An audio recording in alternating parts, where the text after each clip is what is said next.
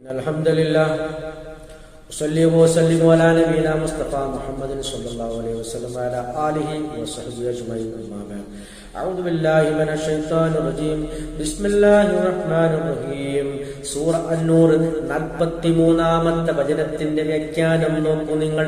അലം തറ നബിയെ താങ്കൾ കാണുന്നില്ലേ, അല്ലെങ്കിൽ നോക്കുന്നില്ലേ?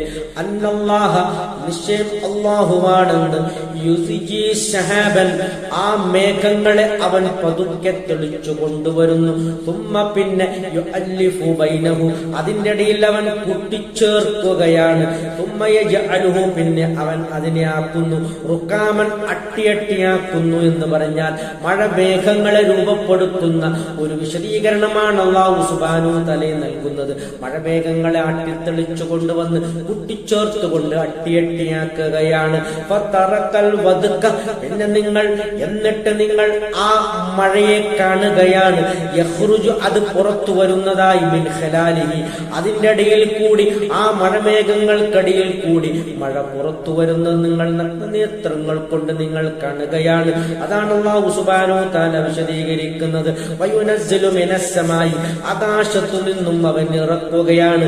മിൻ ജിബാലിൻ മലകൾ നിന്നും ഇറക്കുന്നു എന്ന് പറഞ്ഞാൽ എന്താണത്? ഫീഹാദിലുണ്ട് മിൻ ബറദിൻ ഹിമക്കട്ടികളുണ്ട്, വലിയ വലിയ ഹിമക്കട്ടികളുള്ള വലിയ കുമ്പാരം കണക്കിലുള്ള ഹിമക്കട്ടികളെ അവൻ ആകാശത്തു നിന്നും ഇറക്കുന്നു. നോക്കൂ നിങ്ങൾ, അലിപ്പഴം എന്നാണ് അതിൽ മലയാളത്തിൽ പറയുന്നത്. ആ രൂപത്തിലുള്ള വലിയ ഹിമക്കട്ടികൾ ആകാശത്തു നിന്നും ഉതിർന്നു വീഴുന്നതിനെ കുറിച്ചാണ് വിശദീകരിക്കുന്നത്.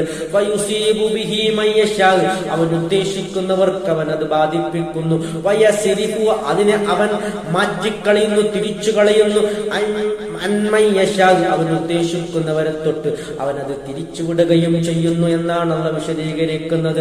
യക്കാദു സനാബർഖിഹി അതിന്റെ ആ മിന്നൽ പിണർ, ആ മേഘത്തിൽ നിന്നും വരുന്ന മിന്നൽ പിണറാകുമാറാകുന്നു. അവന്റെ കാഴ്ചകളെ പോക്കിക്കളയുന്നതാകുന്നു എന്ന് പറയുന്നത്. കാഴ്ചകളെ പോക്കിക്കളയുന്നതാകുന്നു എന്ന് പറഞ്ഞാൽ പെട്ടെന്നുള്ള ആ മിന്നൽ പിണർ തട്ടിക്കൊണ്ട് നമുക്കൊരു അസ്വസ്ഥതയും അതുപോലെ സ്വാരസ്യങ്ങളും ഉണ്ടാകാറുണ്ടല്ലോ. അതിനെക്കുറിച്ചാണ് അല്ലാഹു തആല വിശദീകരിക്കുന്നത്. ആഖിറു ദഅവാനാ അൽഹംദുലില്ലാഹി റബ്ബിൽ ആലമീൻ.